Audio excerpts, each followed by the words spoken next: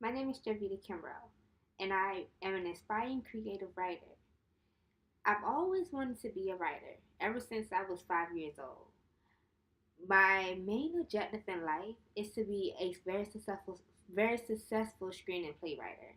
I really want to work with children and adults by collaborating my writings with poetry, music, and even books into screenplays to inspire our youth to dream.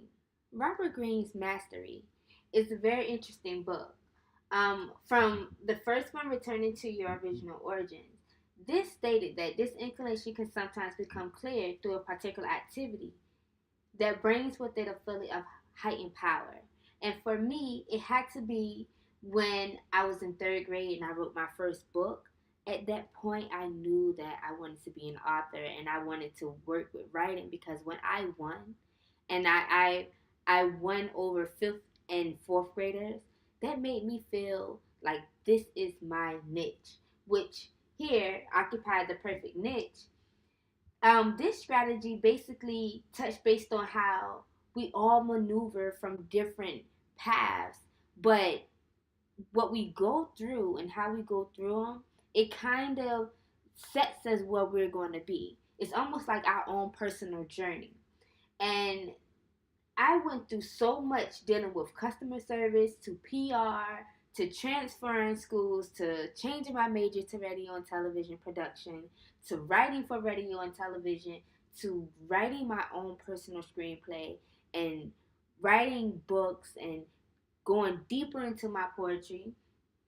And then here, avoiding the false path, which is a false path, is generally something you are attracted to for the wrong reasons. And that can be money, fame, and attention. And I know for a fact that at some points in my life, I did follow the wrong path because I became more attracted to what was considered the it thing versus what I considered to be special to me. So I kind of set a lot of myself to the side and a lot of my special and personal goals to kind of match the people that I was around. And to me, that was because I needed their attention. And, they were like the it crowd. So we were almost like, people knew who we were. And then money, like I would work odd jobs and kind of straight me away from actually doing the things that I actually wanted to do. And being involved with certain organizations that I actually wanted to be involved in because I wanted to have certain things that I could probably have lived without. Then letting go of the past.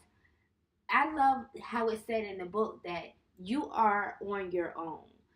And it is not up to others to protect or help you, which is very vital for people to understand that it's not about anybody else's journey when it comes to your own life. It's about your own personal journey and your own personal walk. And that's what I had to kind of understand that your own personal journey, your own personal walk doesn't involve other people. Other people are only avenues and sometimes guideways, and you are used as an avenue and a guideway as well. That's why you have to learn to let go of past things, past habits, past people, and then finding your way back, which is the life or death strategy, which I love so much because it says no good can ever come from deviating from the path that you were destined to follow.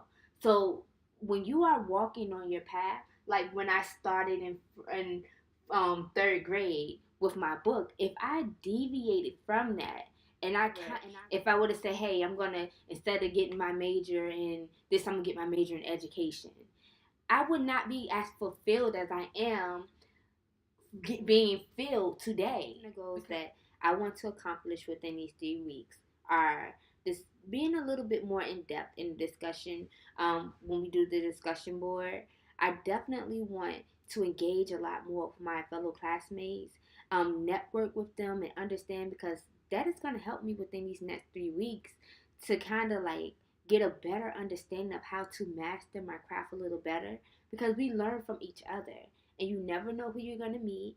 And the most exciting part about it is one hand helps another, even though we're